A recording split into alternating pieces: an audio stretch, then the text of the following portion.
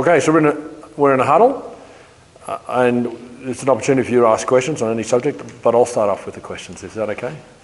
So I'm going to get the ball rolling with questions. You've all come a long way to be here this week. So I know they're not easy decisions. I know that because the majority of people don't turn up. A lot of people think about it and very few actually do it. So I know it's not an easy decision, and I appreciate and commend you for making that.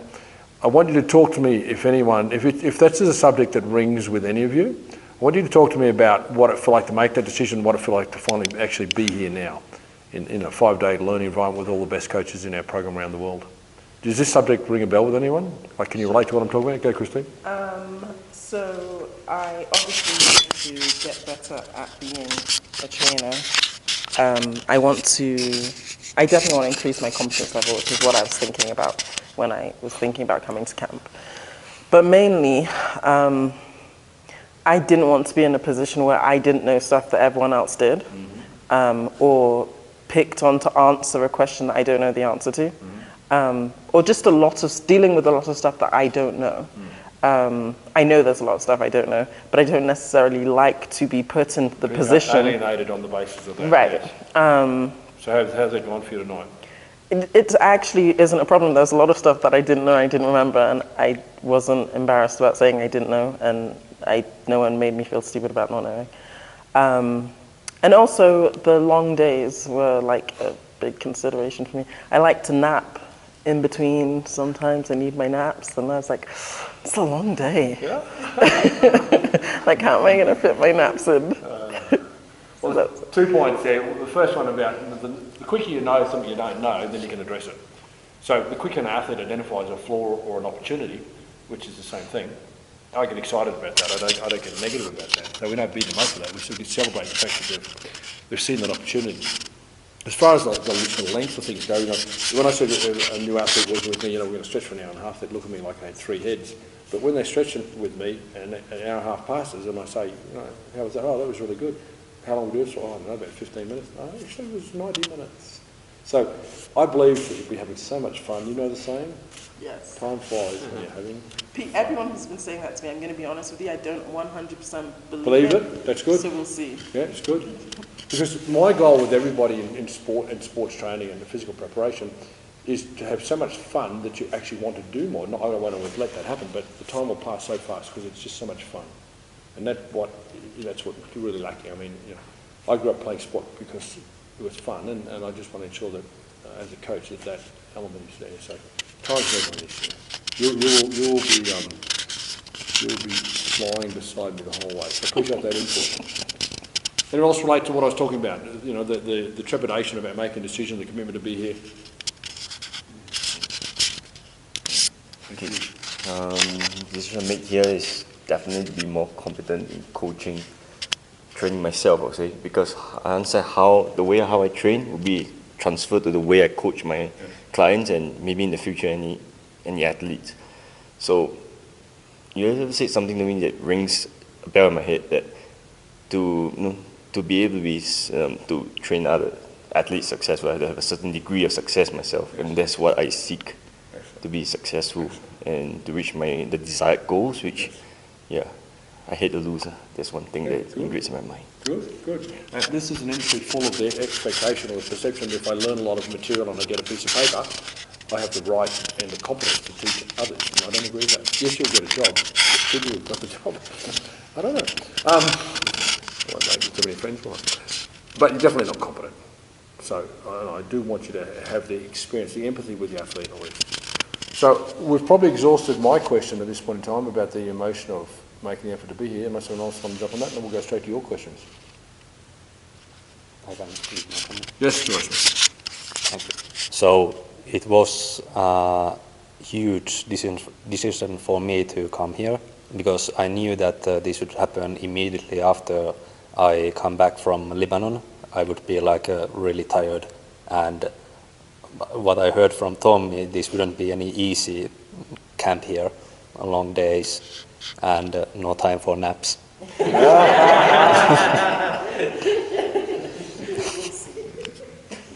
Yeah, hopefully I'm wrong. But secondly, it was also a great financial decision for me like since I'm a student, I don't have many, well, not much money. Excessive funds, yes. Yeah, yeah. So that is our purpose, and it is our obligation to give you as much value as we can within the time frame we have, and that is something we will do. Okay, floor's open. Questions, or we wrap? Get up on anything we want. Anything we talked about tonight. No, just hold it. Just get close to you somewhere. Yeah. No, because one of the questions I'm starting, at the start we asked, and one of my questions was about long-term athlete development, because we work with a lot of teenagers from 14s, 15s, 16-year-olds. So it's very difficult to get them to stretch. And their coaches we had a challenge this year with some of the coaches in saying that, have we lost the strength aspect of our training? And we seem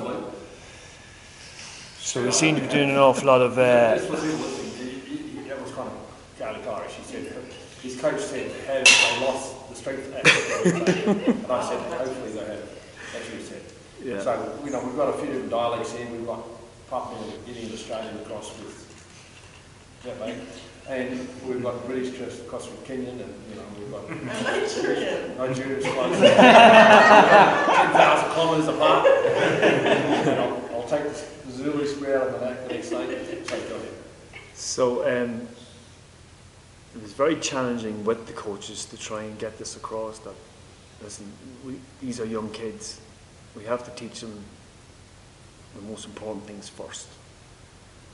And then my next question was, I found it very challenging to get that across to them. It just was, and it became sort of frustrating then, and I was like, what are we doing? What am I going to do here? So communication was tough with them, and get them to understand that, we have to teach them the basics. So there's two parts of this. We'll do the easy one first. Coaches' attitudes. So coaches' attitudes simply reflect the dominant paradigm in the world today, that if we just do strength training, all will be saved. We'll solve all problems with strength training. Yes? I have a lot of, if I can use emotion, and apparently I don't have a lot of it, but I have some sadness for the UK, because I was in the UK working with athletes in the early 90s, and there was no physical preparation. There was none. I came back there 10 years later, and then 10 years later after that again, and I saw it became a mini America. So I believe the UK is better than that, and they could have taken a better path from that. So what we've got in the UK is just that blind embracement of the American philosophy that served American football so well in the 60s and 70s. We could move on from that, and other sports definitely need to move on from that. So, yes, you're battling the dominant belief system of the world as it comes by the internet, and without a doubt. But it'd be no different than saying, let's go through some three examples. Do you wash your hands before you cook? Do you wash your hands after you go to the bathroom? These are like hand washing questions. There was a time in Western European medicine when Ignaz Semmelweis in 1870 concluded that doctors should wash their hands, and they didn't have killing people. And they said, "You're an idiot." They locked them up in a mental institution, and they refused to wash their hands. So how strongly would you fight for people washing their hands, knowing what you know? Pretty well a lot. Yeah. Well, for me, it's no different, because what I know that's happening to these young athletes, I have no problems standing strong in this aspect with coaches. Does that make sense? Now, I don't have to be right, and I don't have to convince them, but I have to. I want to go to bed at night knowing that I said, "Listen, coach, so it's 3 bags full. Take whatever path you want, but if you want my involvement, this is what's going to happen." But I tell you what, irrespective, let's chat about this in 10, 15, 20 years' time. Because I'm happy to back my observations against time. Because if you go back to America in the 1940s and 1950s, would Christine have been allowed on the bus? I ask an American, would Christine have been allowed on the bus in the 1950s or 1960s in America? In the back. Yeah, they in the back. Was she glad to go to the restaurant? She'd be allowed to go in the coloured one. Yes. Colour Would she be training glad to ground, go colour to the bathroom. public swimming pool? Yep. No. No. They Okay. have their own. She was not seeing that they drained the pool because she put her foot in or something. It just makes her no, but those, yeah, So what I'm saying here is that now everybody look back and says, oh, well, that's terrible. Of course we would do that. But that's what they did. That's what the dominant belief that people with coloured skin were inferior people, full stop. And it was acceptable. Would you have stood up against that at the time? I hope so. But irrespective of that, what I'm saying is in hindsight, everybody's got wisdom. So what's going to happen in 20 to 30 to 40, 50 years' time, maybe not in my lifetime, maybe a bit after that, they're going to look back on this shit that was done at the moment and say, geez, it was bad. We just went too far on the strength side of things. So you can be of two people. You can be the person that said, well, I thought that was the case, but I didn't have the courage to go against the belief. Or you can be the person who said, yes, and that's why I stood strong in my belief. Because if you look back in history, how many times were people denied the right to do things? How many times did the English say to the Irish, you can't hold land, you can't have another religion, you can't have important jobs? Do you understand what I'm saying? Was that worth standing up for? Absolutely. And in hindsight, people look back and say, geez, the English were a bit mean towards the Irish. You know, the discrimination that occurred from England to Ireland, this is a bit, and it happened not just between those two races. So you've just got to decide, if you believe in something strong enough, how do you want history to judge you? So the battle is okay. Now, I don't know any history. Would William Wallace be happy about the battle he took to England or Scotland? You know what I'm saying? So yeah, there's some battles. You just got to decide to go. So I don't have a problem with you having that battle, but we don't have to be deaf or be dogmatic about it, but you need to stand your ground, you need to plant your flag. Now, so when it comes to kids, are they adults or children? Teenagers, Are they adults or children legally? children. Who is responsible for the child? Me, An adult. yeah. Everything that is done to that person to the age of adulthood, which in your country may be 18, for example, is to some extent not the responsibility of the child. So that if you are, let's say that you are in an environment that endorsed pedophilia, would you feel good about that? You understand what I'm saying? Yeah. But that was common in certain institutions. This isn't, I'll say that differently. You're in a similar situation where, as an adult, you have responsibility for the child. This is what I say to kids. When you turn 18, or whatever legal age, it's your decision and it's your responsibility. Until then, an adult shares responsibility for the decision. And this is what I will be enforcing upon you all. If you're in my care, this is the direction we will take. Now, I know you can't force stuff on people, but do you think I'm going to be a little bit more forceful with a child than I will with an adult coach? Absolutely. Because an adult coach is an adult. They can do whatever they want. You still got to be very clear. You know, I believe this should happen, and this is why. And it's got me involved. This is going to happen. With a kid, if mum said to me, I can't get my children to eat vegetables, what do you think about that?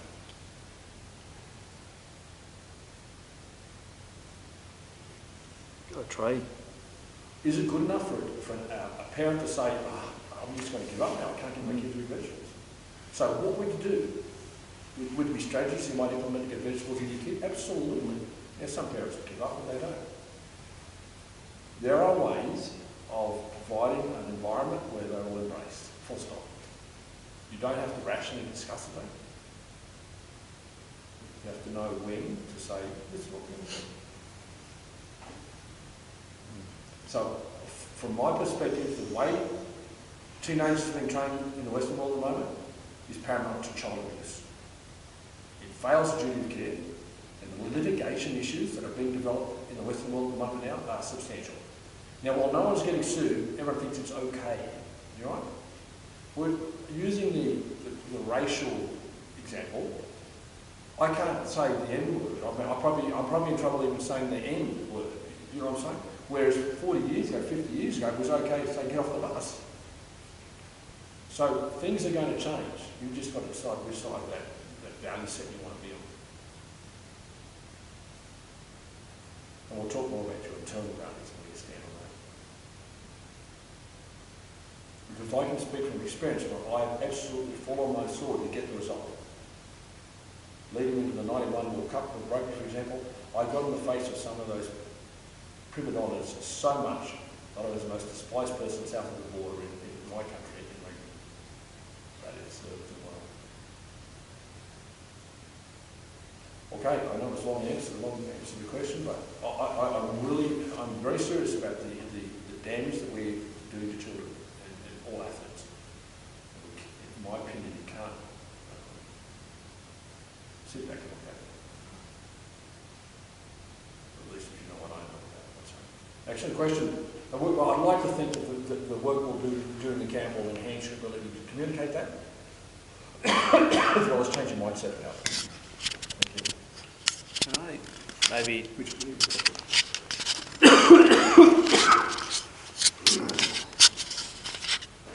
Go ahead, Donald. Yeah, along similar lines, training people or who they're caught between the two. They want to change, but they may have influence, say, by a physio program, and they're sort of caught between doing what they're told by a professional, maybe a sports coach or a physio, but they believe in what you're doing to a point, but they're sort of caught between the two. Is there any sort of strategies there to help that? First of all, to be very dichotomy perspective, I divide into groups of two. First of all, you have team sports and you have individual sports. Which are the most conformity based? Team. Mm-hmm. So, you use, I have less expectation of a team sport athlete than I do of an individual sport athlete. I can empathise with their excuses. Understand that? Oh, sure. But an individual sport athlete, I have got no empathy for that excuse. And you would express that to the individual athlete? Mm-hmm. Yeah. What we're dealing now is the psychology of change and the psychology of human beings. Because we've got a real issue here. If the rest of the world is doing this sort of training, and we're saying we want to do this sort of training, how are the majority of humans in our culture going to respond? Everybody is doing this. Everyone's doing a program straight out of the NSCA magazine, or some fitness industry article out of America, and you want to do this. How is the average person going to deal with that? They're going to struggle to, they're going to have the pressure to conform. Not well. Yeah. Yeah. But can they do something about it? Sure. Team sport athlete harder? Individual sport athlete? You're kidding me. The beauty of working with individual sport athletes is that. So that's the first question to ask myself in deciding how hard to go on it. But it is really about understanding human psychology, change and resistance to change, conformity, etc.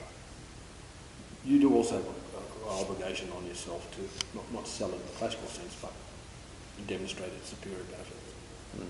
Not saying that'll win you. No. But as you say, you train along my training philosophies for 12 months, you'll see the benefits phenomenally. It doesn't mean they're easy forever. Like I had athletes that trained for decades straight and went off and coached and they lost the plot straight away. So it's no guarantee. That's amazing, yeah. Yeah, it is amazing.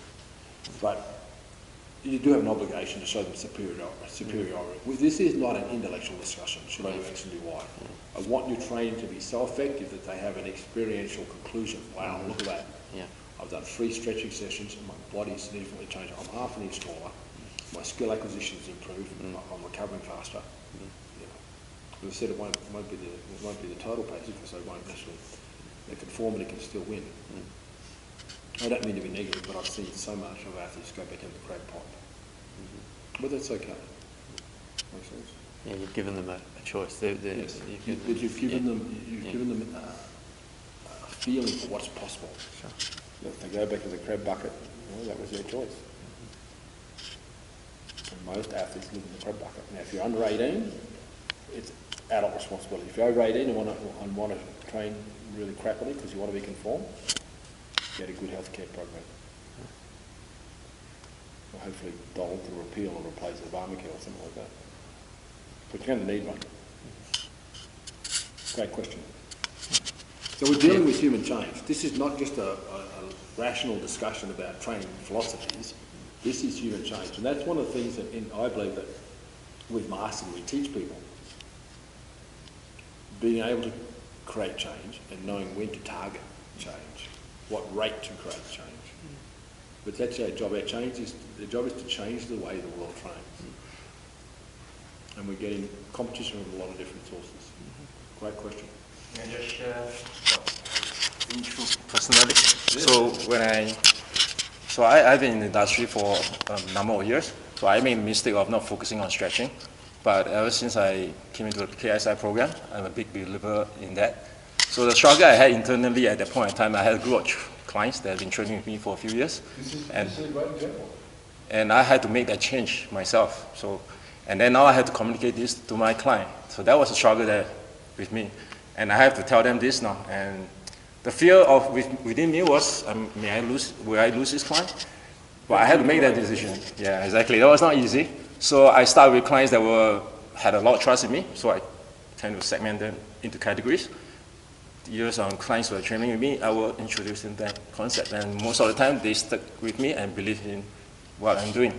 So for new clients are also the same category, because right from the start, I can enforce this philosophy. It's those that have been with me just for a while, and then I make that switch.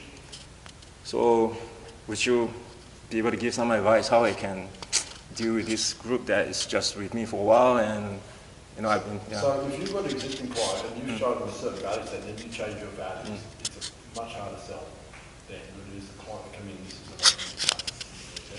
So you've got a battle and a mess in your hands, and when you change, you have to help them change. Sometimes you have to let people go. Yeah, that's what I did.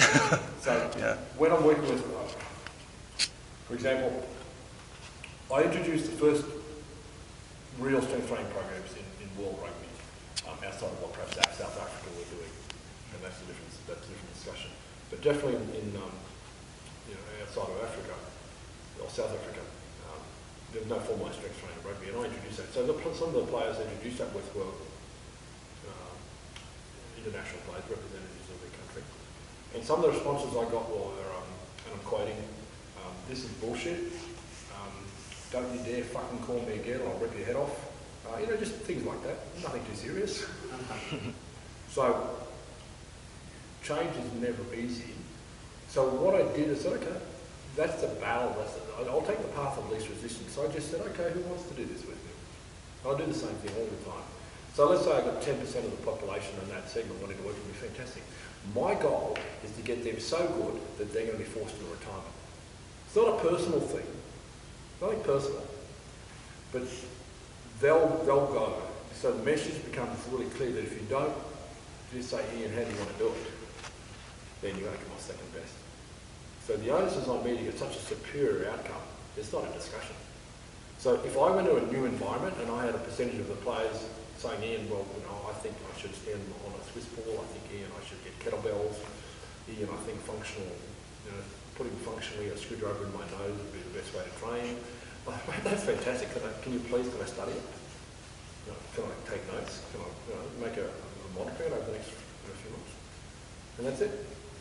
But I'll get the people, no matter how few, I changed speed training rugby with initially 2 people. They became so good that everyone else said, geez, if we don't get on that program, we're stuffed. In the general fitness industry, it's a bit tough because there's no real yardsticks of performance. Like 201 ways to lose weight. There's so many things. It's so subjective. So it is a bit tougher. But life qualities and what have their goals achieved? If you can show superior results, then just go with the path of least resistance. And that's typically new clients or younger people. Let the old heads go. Does that make sense? And if you had people that started with you when you had different values and they don't want to change with you, it's like any relationship. It's like, thank you, goodbye. Yeah. Well, it's tough, but there's some opportunities.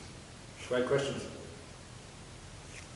Okay, so we're going to wrap on that. You've got heaps of opportunities over the next 5 days to do this, and I know some people need to take what they've done and we'll reflect upon it.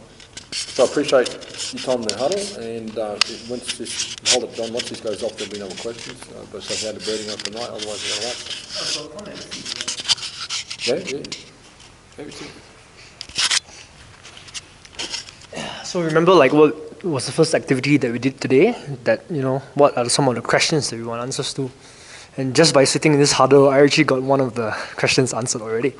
Yeah, so I think we should always be open to learning. And the second thing is that some of us might be feeling a bit overwhelmed. So it's like, oh shit, there's so much I don't know and all that. And from my experience in March, because I went to a camp in March, that was exactly what happened to me. And my face and my whole attitude and my vibe was probably more black than Ian's shirt, and it didn't feel good. So that's not the best way to go about it. But it came out well. It came out well. It came out really well. So don't worry, have fun learning, and yeah, at the end of the camp, you receive so much more. Excellent, because basically one of our proficiencies is taking people and making them so much better. So athletes come to me and they say, I feel very inadequate because X, Y, Z. I said, I'm not interested in where you are today. I'm interested in where you're willing to go. We don't waste time about where you are today. If you've got the drive and you've got clarity in your direction, we'll go there. We'll go there quick. So don't ever get too caught up in where you are today. Excellent. Thank you, John.